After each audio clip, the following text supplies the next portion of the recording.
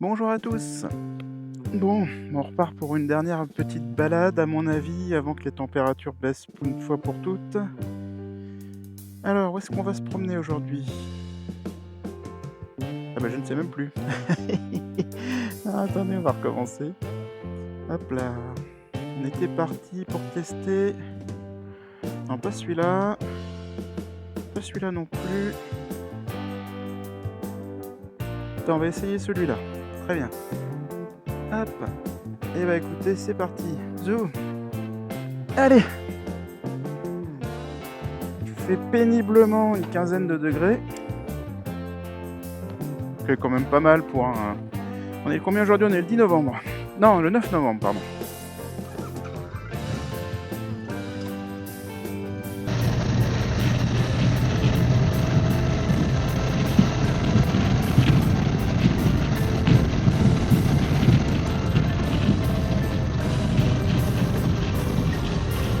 Alors ici, je vous le conseille, c'est vraiment un resto super sympa. J'y suis déjà allé quelques fois et franchement, bien. Ils ont une cave à vin qui est assez impressionnante. Ils sont à peu près dans le cœur du Beaujolais, donc ce serait quand même triste de ne pas avoir une cave à vin digne de ce nom. Et non, ils font de la bonne cuisine aussi. Et l'été, on a un super point de vue sur les monts du Beaujolais.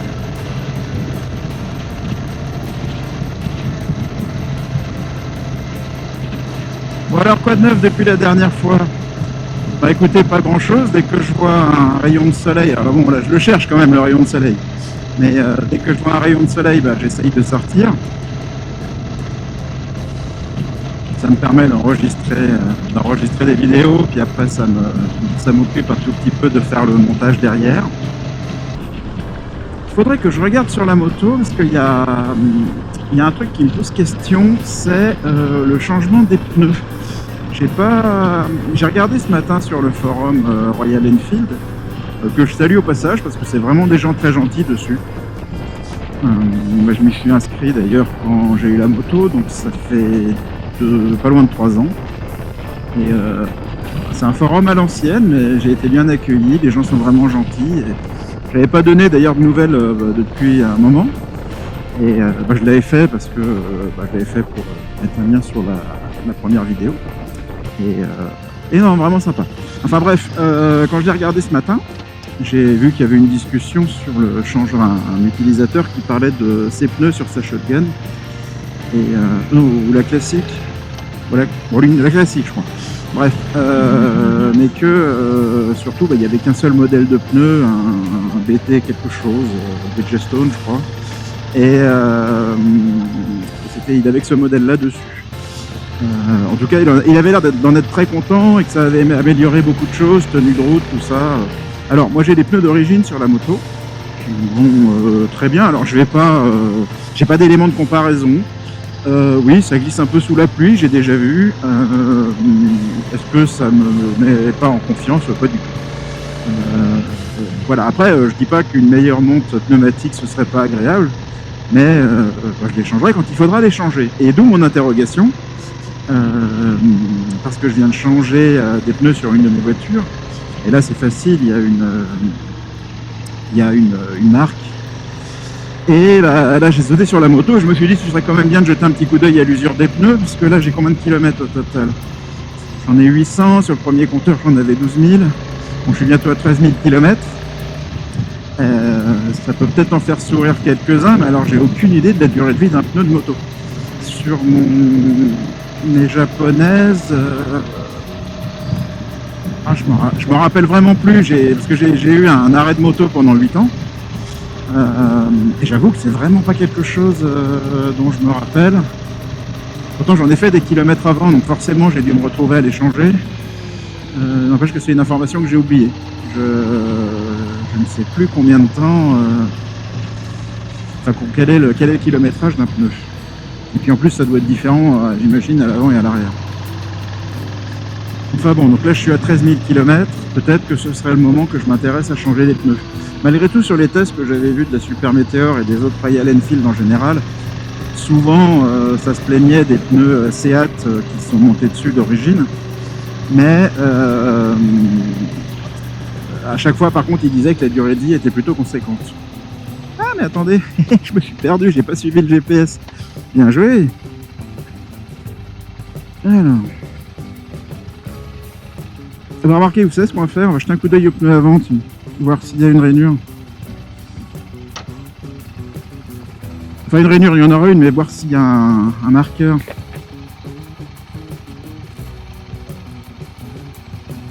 J'ai aucune idée. Ah si, là. Ah bah, ça veut dire que j'ai de la marge alors. Bon, faut que je me renseigne. Pour l'arrière, je le ferai autrement, parce que je pense que je vais pas le voir comme ça. J'ai pas envie de me mettre à quatre pattes au milieu de la route. Donc j'ai l'impression qu'il y a des témoins d'usure sur les pneus de moto comme sur les pneus de voiture. Alors désolé si j'en fais sourire certains, voilà.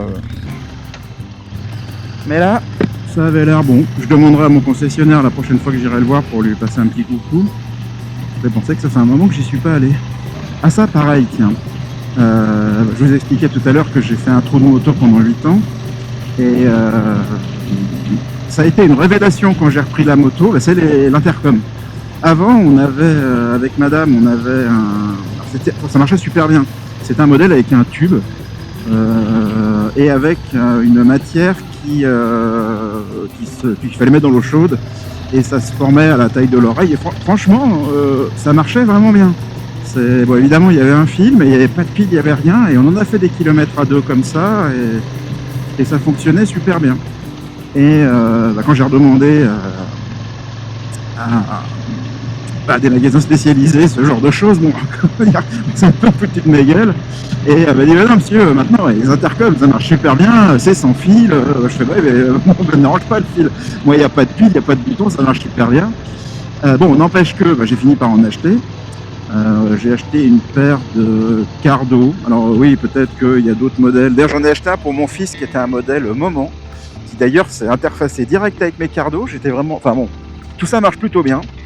Et ça a été la révélation. C'est pouvoir écouter de la musique en moto. Ah, ça, c'est vraiment super. Et après, je vous cache pas que la deuxième révélation, ça a été le GPS. C'est vrai que ces choses ont évolué rapidement. Mais je me souviens pas, j'avais pas de GPS sur la moto d'avant, je me souviens pas forcément en avoir sur la voiture. À l'époque, c'était des TomTom. Je sais même pas si la marque TomTom existe encore. Enfin bon, entre temps, les smartphones sont arrivés en force et résultat, moi c'était la moto 2.0 quoi. Je pouvais écouter de la musique, je pouvais parler à plus d'une personne, j'avais le GPS, parce que alors, bon, lire une carte pour moi, c'est pas, je suis pas très doué pour ça.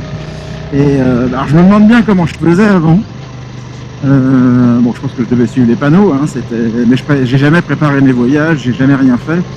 Quand je pars en road trip, j'ai la chance d'avoir des amis, et un en particulier, il devrait en faire son métier d'organiser les road trips.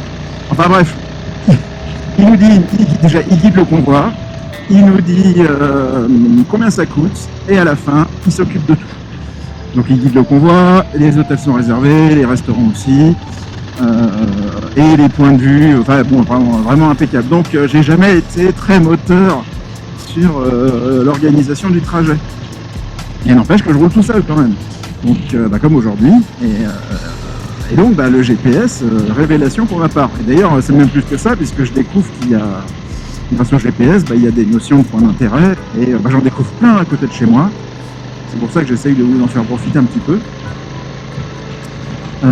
C'est vraiment super.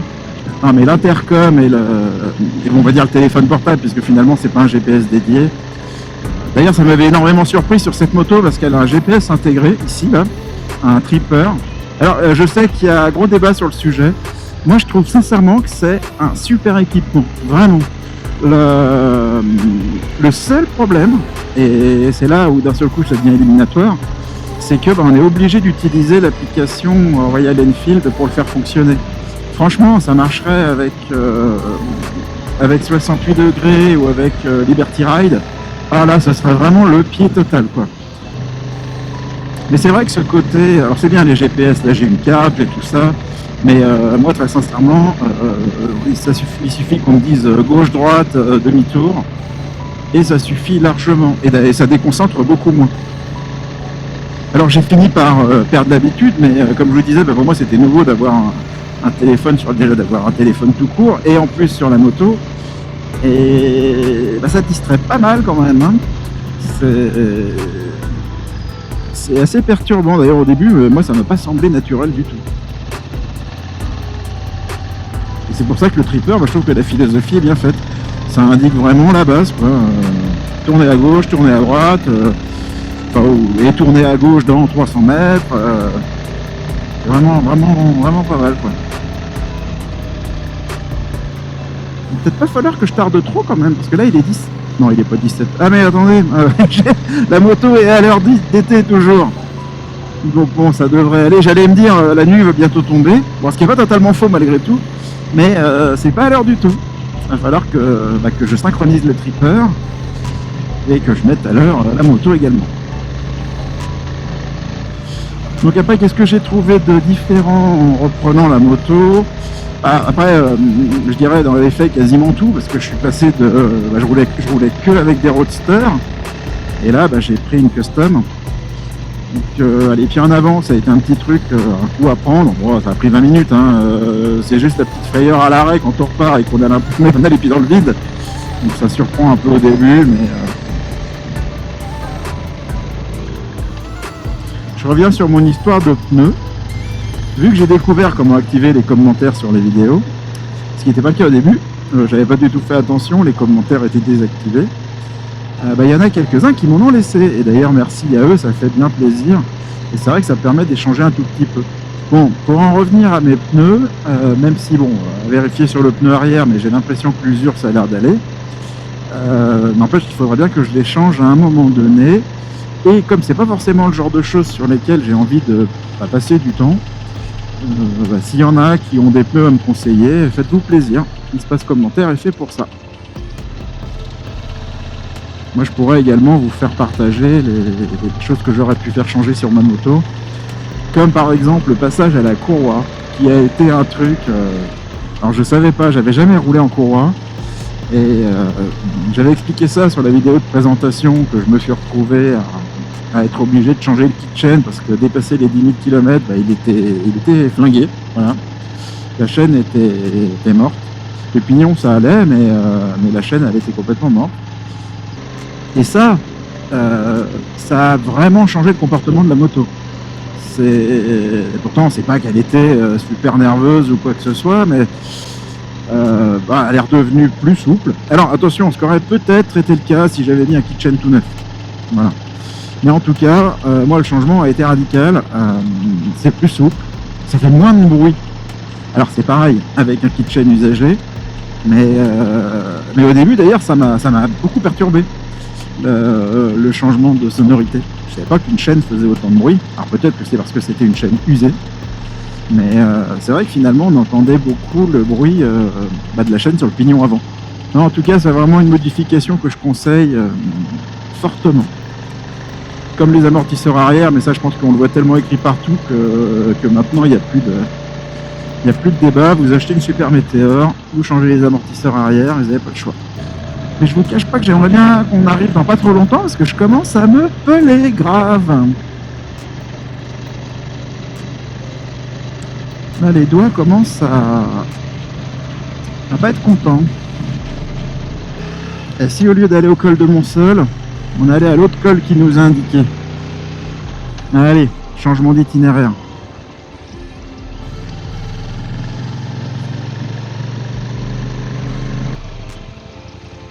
Et bon, on va aller au col de Cry. Même si normalement on devait aller au col de Montsol, maison du col de Cry. Ah il y a des copains.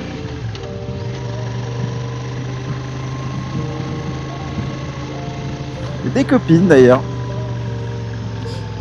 Alors, où est-ce qu'il est ce col? Il est où? Eh bien, c'est mignon, mais il est pas indiqué. Bon, on va aller. Tant pis, on va suivre le GPS tel qu'il m'indiquait ça au départ. Je connais pas du tout ces coins, mais c'est vraiment superbe. C'est dommage que la météo soit pourrie parce que franchement, c'est vraiment magnifique. Et c'est juste derrière chez moi. Ça, c'est chouette.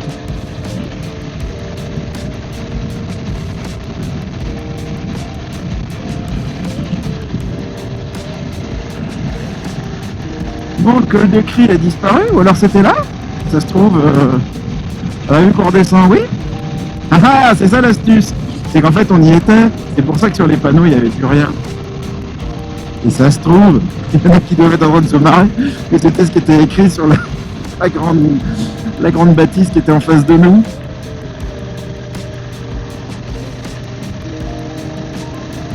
Ça donne sacrément pas envie d'aller là-bas. Hein. Waouh, les nuages là-haut. Ah, mais il y a des vraies habitations avec des vrais gens.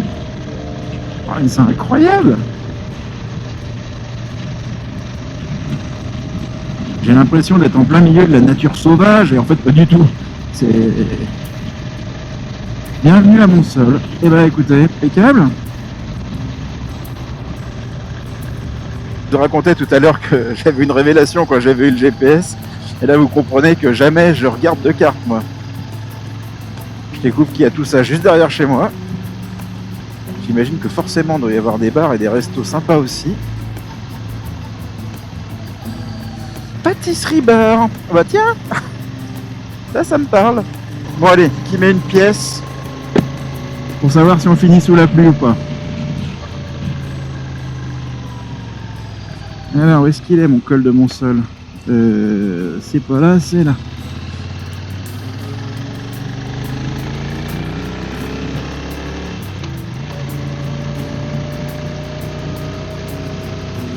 Faut une pièce pour la pluie ou une pièce pour... on arrive là-bas et il n'y a rien à voir parce qu'on est dans le brouillard.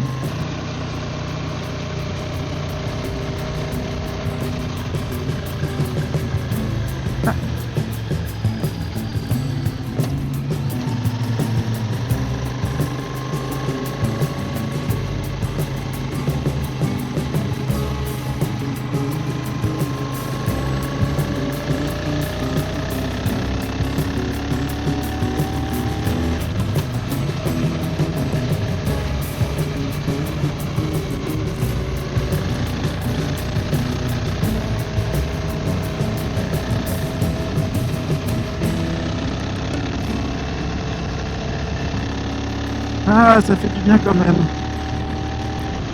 Bon, mes doigts sont pas tout à fait d'accord avec moi, mais...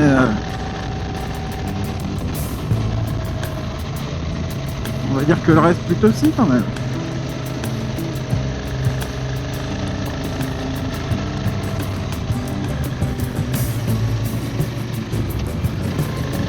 Allez, on est bientôt arrivé. Pour le moment, pas de trace de pluie.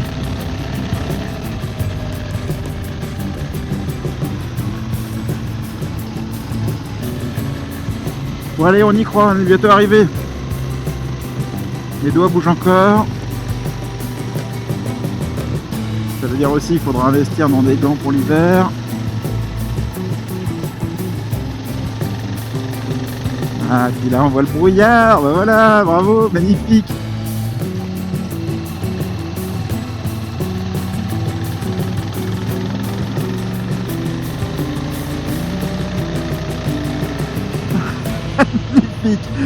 Ah, c'est trop bien. Ouais, je suis content. Ah oui, il risque de verglas, bah oui, tu m'étonnes. Ben voilà, on est arrivé. Ah ouais, c'est beau. C'est frais. Et c'est très nuageux. Bon.